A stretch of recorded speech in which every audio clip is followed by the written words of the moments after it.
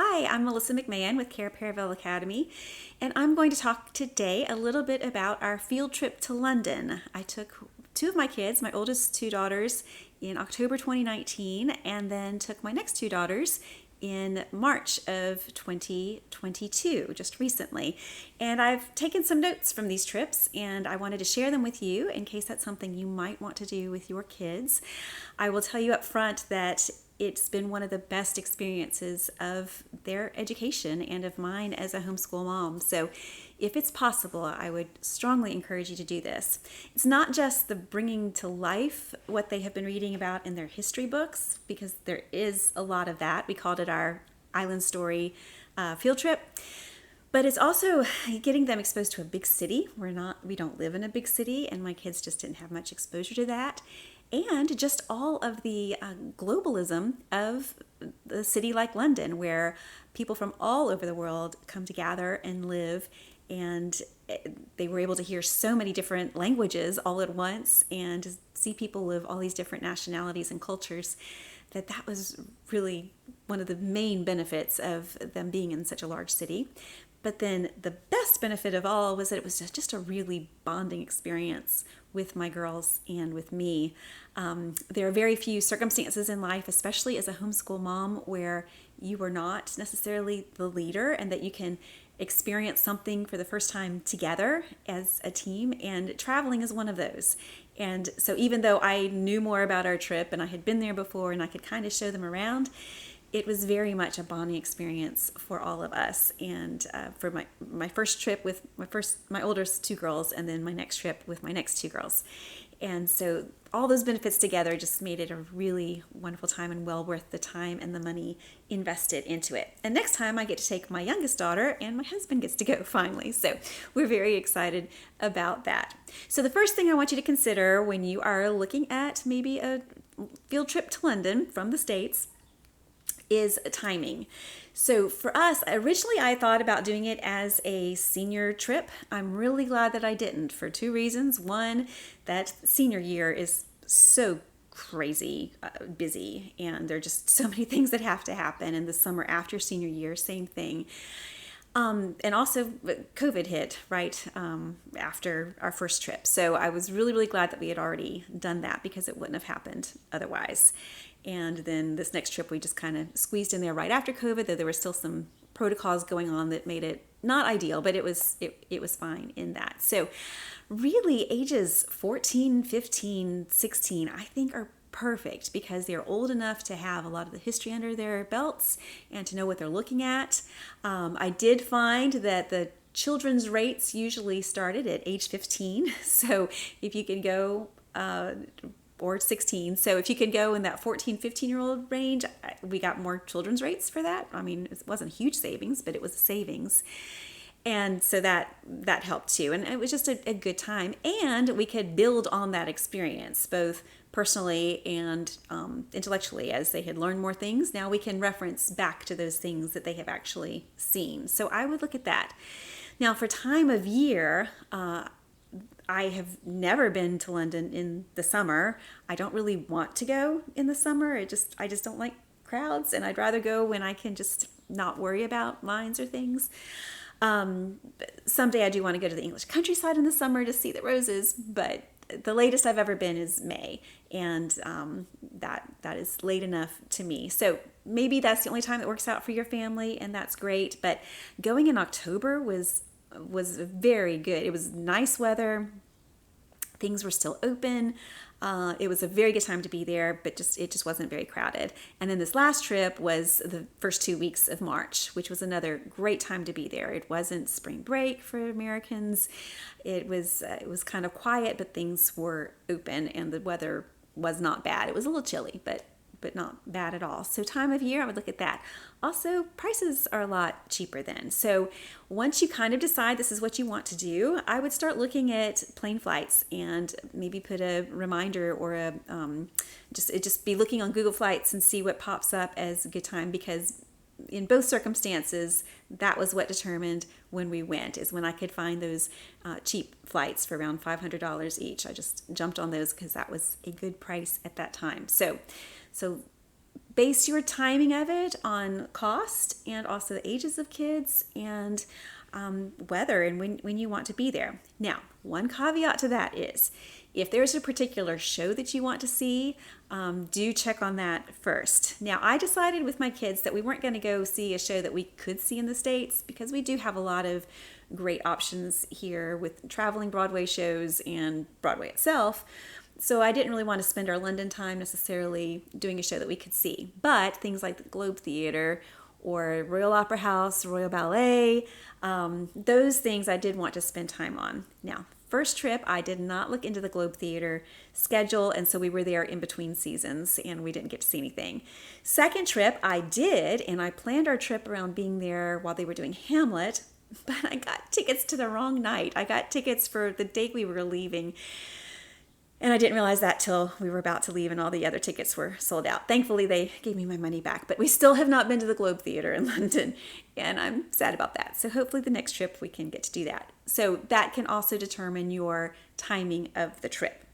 The next thing you want to look for is lodging. First trip, we looked for an apartment for Vrbo or Airbnb or something like that.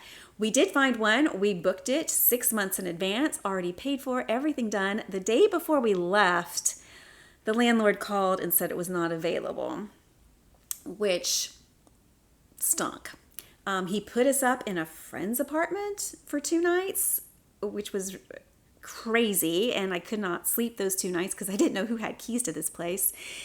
And my husband was stateside trying to find us a place that we could move into. So the next trip, I just found a little boutique hotel that was not very expensive. It was not, it's not fancy, but it was in a safe place and a good location, and it was actually cheaper than a lot of hotels we've stayed in here in Alabama. So I thought it was well worth the cost of that.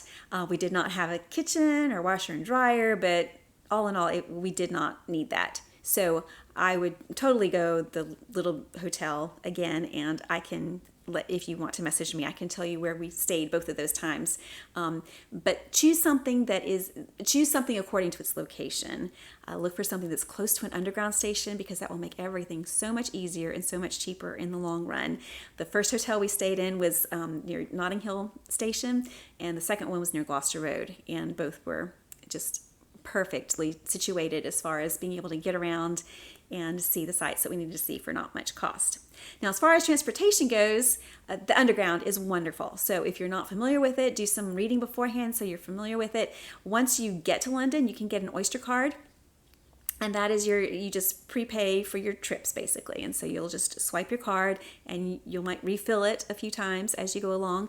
I never had to change money into pound sterling. I used my card the whole time. Check your card. Make sure you don't have any foreign fees on that. There are some credit cards or debit cards that you can get that do not have foreign fees. So do your homework for that so that you know that you're not going to be hit with a bunch of expenses for that. I'm not going to tell you any because they could change by the time you do that. Also, check with your cell phone company about charges for using your phone while you were there. You are going to want to be able to use the apps on a smartphone while you're there, as far as for transportation and for openings and for tickets, and you're just going to want to have that. So our particular phone plan, it was like an extra $10 a day, and it was very much worth it. So contact your phone company, make sure that you have that. Some people will get a SIM card when they get there. I didn't really look into that. I just figured the $10 a day was worth it for me. As far as length of stay, I do think you need at least 10 days. And we did 10 days the first time and then 13 days the second trip. And we could have stayed longer, but that was great. And we weren't so tired of each other by that point that we were still enjoying each other's company. For planning, start again with those things that have particular dates. So if there's a particular show you want to see, plan that well in advance and get online and get your tickets. For our first trip, my daughters are ballerinas, so we really wanted to go see the Royal Ballet.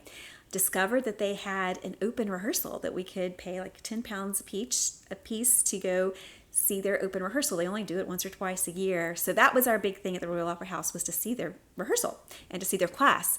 And that was very special to us, but it was only on one day. So that had to start first. For this trip, we wanted to go see an opera, so we had that scheduled. We also were at opening night of Swan Lake for this trip, so we had that scheduled. Other things can kind of fit into that, but start with those dates that you don't have a lot of choices in. And then think about if you want to take any day trips. You don't have much time to begin with, but it is really valuable to take a couple of day trips out. Hampton Court was fabulous, very easy to get to, but you have the Henry VIII connection and then also the William and Mary, the Baroque connection as well. It was well worth a day trip for that. Another day trip that we took with both groups was to Bath. You've got your Roman baths there, so you've got all that Roman antiquity, which was just really amazing and a highlight of the trip.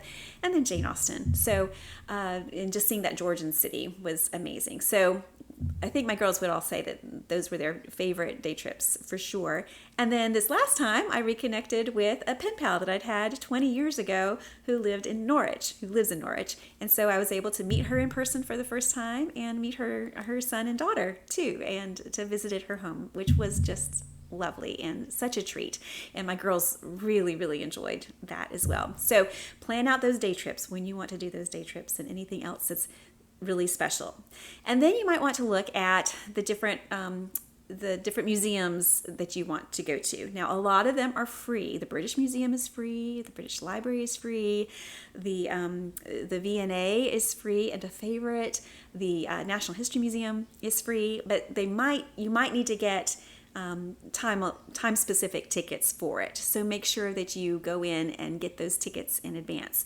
And the special exhibits might have tickets. This last time we were able to go see the Beatrix Potter exhibit at the V&A, and so we did have to have a ticket in advance for that, and those can sell out. So make sure that you have looked to see what is going on there and get those tickets in advance. Westminster Abbey, do not miss. Tower of London, do not miss. Now, one thing I learned this time was that it was actually cheaper to get a membership to the Historic Royal Palaces Association because it covered the Tower of London, Hampton Court, and Kensington Palace. I was forgetting it. And some other things too. But those three places that we wanted to visit, I just bought a family membership and then we could go back for free, which really worked out well for this trip because we went to the Tower of London one day and we were not finished with it. And thankfully we could go back another day without having to pay anymore because we were members. Otherwise, I don't think I would have paid an extra ticket price to go see it because it can be really pricey once you get all that together. So that was a tip that really helped us. And I still have the membership till next March, so maybe we should go back over and and see some more of these things. Nice excuse to do that anyway. I would suggest too that you leave your first day open and your last day open. The first day is great just for getting out, getting into your hotel, taking care of your underground tickets, your little Oyster cards. And then just go walk. Get the sunshine to kind of reset your body clock. And just walk. Soak in the architecture, the accents, the different cultures all around. We ended up going to Westminster Abbey, to the tea shop there, which is one of our very favorite places to go. They have reasonably priced food, and especially their cream teas are just really special. So we went there. We didn't see the Abbey that day. We had tickets for another day, but just being in there and seeing the outside of it was very, very exciting. So just do a walk around the Thames foreshore for a little bit, and just whatever you can do that first day. And then leave that last day open to revisit something that you might want to see. For us, it was the V&A. We could not see everything we wanted to in the V&A, so we went back there. We went to some parks. It was a beautiful day, so we were able to just see some of those things. As far as meals go, I did not want to plan a lot of traveling back and forth. So when I would plan our days, I would try to do things that were located near each other. Like when we went to the Royal Opera House, we also did Covent Garden. So just get a map and look at it and see where things are, so you're not wasting a lot of time in traveling. Kind of like when you go to Disney World, you just kind of want to keep it all the same. This is just a really big and real Disney World. So do that. Because of that, we spent a lot of time, a lot of our meals were at the museum cafes, and it might have been a little more expensive because of that, but it was right there. So it saved us time. We got pretty good. There was no day that we ate 3 meals, and a lot of days that we would just eat 1 and a snack. That's kind of my habit anyway, and the girls were willing to do that with me. So at our first hotel with the first group, they had breakfast included, so we would just load up on breakfast and then maybe have afternoon tea somewhere else. That was our one meal. Another way we did meals was just going to the grocery store and picking up some things, prepared sandwiches or cheese and crackers, fruit, whatever it was, just to have in the room to have that. We discovered Tesco, which is like a little convenience store. They have really good sandwiches, and like for £3 you get a sandwich and crisps and a soda, and that was a really good deal. We did that a few times too. So you can really be economical with your meals. So we saved up so we could do afternoon tea at Kensington Palace. We also did afternoon tea at the British Museum, which you needed reservations for both of those. So those were special things. But other than that, we didn't take a lot of consideration into our meal times. If that's important to you, then plan on that. And someday, probably when I take my husband, we'll plan more on meals and try some of these fabulous different cuisines from around the world that we could really enjoy there. As far as souvenirs went, I ordered from Amazon. I know that is not very romantic and very utilitarian, but it was cheap. I got on Amazon, ordered, came home, and the things were there. So there were a few things that we did put in our bags to bring home, but our luggage space was at a premium. We decided that we would each just take on a carry-on. So 3 women in 3 carry-ons, and we did it. So we would take 2 pairs of pants. So we'd wear one, take one, and we had 4 tops, and that they could be layered because the weather was changing. So just lightweight layers that we could layer up if we needed to. We did each take 1 dress apiece, but we really didn't need to. I might just take a skirt next time if I wanted to dress something up. And we took 2 pairs of shoes. So wore one and took one. And that was fine. We were fine with that. So I would highly recommend that. We washed some things in our hotel sink and hung them out to dry, and that was fine. So we made it work, and it was much easier than the cost of checking luggage and also just the pain of checking luggage. So it worked really well for us. So this is just a whirlwind tour of what worked for us as far as taking things to London and spending this time in London. The idea is that we can be there and enjoy the history and enjoy the culture and enjoy each other. And that was really, as I said before, the main benefit of it was being together and having that bonding time and those memories when we come back. So I hope this is helpful to you. I hope that maybe there can be a trip for you planned in the future. I did record all of our trip on my Instagram account at Cara Paravel Academy. So if you want to go back and look at that, again, it was in March 2022 and in October 2019. And I gave more details about what each day looked like for that and some of the Ambleside connections that we made there. But I hope it works for you. Please let me know if you have any questions, and blessings to you and your family.